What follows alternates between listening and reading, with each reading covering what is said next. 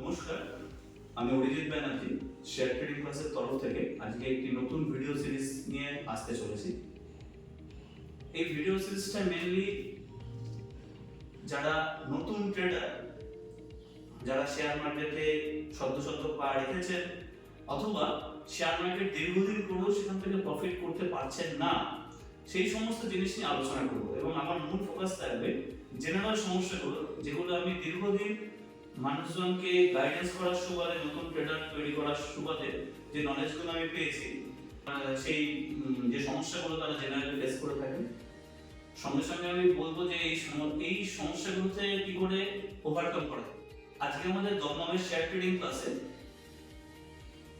একটি ছেলে এসছে, ও ট্রেডিং করে অর্থ উপার্জন করতে চায়। ও চায় একজন প্রফেশনালি ট্রেডিং করুক, ট্রেডার হোক, এবং অথবা ও চায় একজন প্রফেশনালি ট্রেডার হোক, অথবা ওর এই মুহূর্তে যে মেন সোর্স অফ আর্নিং তার পাশাপাশিও ট্রেডিং করতে চায়। তো ওকে ঠিক নভিস ট্রেডার বলা চলে না, কারণ ও দীর্ঘদিন ধরে এই জিনিসগুলো স্টাডি করেছে,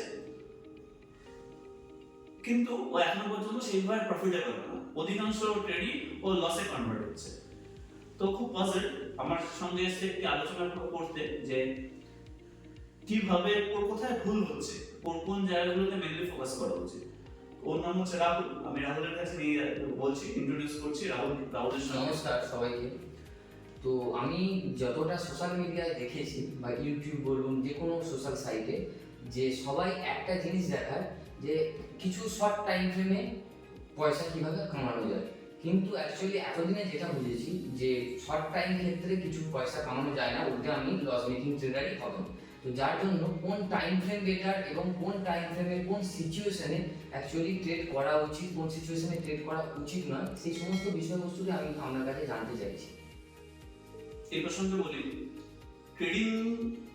ট্রেডিং বেসিক্যালি তিন ধরনের হয়। একটা হচ্ছে ইন্ট্রাডে ট্রেডিং, যেটা হচ্ছে আলট্রা লো টাইম ফ্রেমে যে ট্রেডটা হচ্ছে সেটাকে বলে ইন্ট্রাডে ট্রেডিং। যেটা শর্ট টার্ম ট্রেডিং সেটাকে আমরা সুইং ট্রেড বলি বা পজিশনাল ট্রেড বলি, যেটাকে বেসিক্যালি আজকে কিনে কয়েকদিনের জন্য হোল্ড করে রাখতে হয়। সেটা এক সপ্তাহ হতে পারে, 2 সপ্তাহ হতে পারে, 1 মাস হতে পারে, এগুলো সবই short to medium term trade. আর একটা হতে পারে 1 বছরের বেশি সময় ধরে যেটা হোল্ড করে রাখা, সেটাকে আমরা ইনভেস্টমেন্ট বলি। তার মানে মূলত তিন ধরনের ট্রেড হয়। ইন্ট্রাডে ট্রেড, যেটা দিনের দিন কমপ্লিট করতে হয় যে ট্রেডটা; সুইং ট্রেড বা শর্ট টার্ম ট্রেড, যেটা 1 সপ্তাহ, 2 সপ্তাহ, 1 মাস, 2 মাস, 3 মাস এই পর্যন্ত চলতে পারে; অথবা ইনভেস্টমেন্ট, যেটা 1 বছরের উপর থেকে শুরু করে 5 বছর, 10 বছর যেতে পারে। এর মধ্যে হার্ডেস্ট কোনটা? যত আপনি লোয়েস্ট টাইম ফ্রেমে যাবেন সেইখানে ট্রেডিং করা তত হার্ডেস্ট। কিরকম?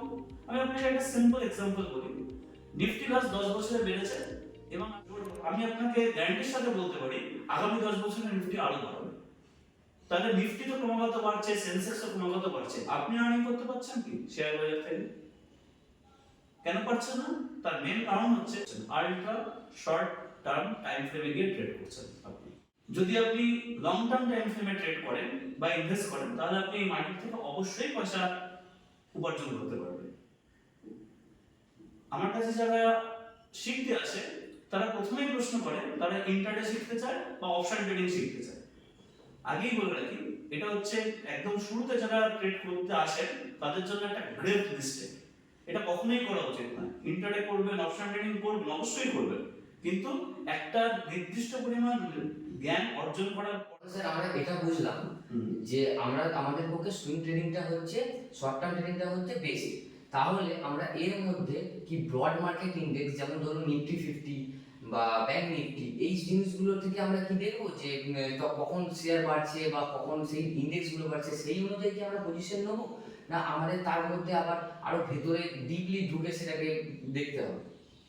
আমাকে জিজ্ঞেস করছে যে অনলি নিফটি আর ব্যাংক নিফটি দেখবো কি? না, শুধু নিফটি আর ব্যাংক নিফটি দেখলে হবে না, এর বাইরেও আরো অনেকগুলো ইন্ডেক্স আছে। সেই ইন্ডেক্সগুলো দেখে বোঝা উচিত এই মুহূর্তে গোটা মার্কেটে, সামগ্রিক মার্কেটের অবস্থা কিরকম।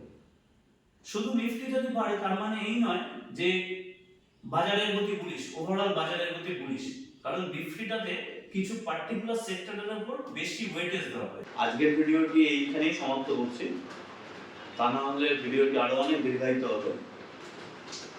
বাকি যে টপিকগুলো রয়েছে তার মধ্যে রয়েছে ইন্ডেক্স থেকে কি করে স্টক সিলেক্ট করবেন, ইন্ডেক্সের আরো বিশদ আলোচনা, কখন এন্ট্রি করবেন কখন এক্সিট করবেন, এগুলো আমি পরের পর্বগুলোতে আলোচনা করব।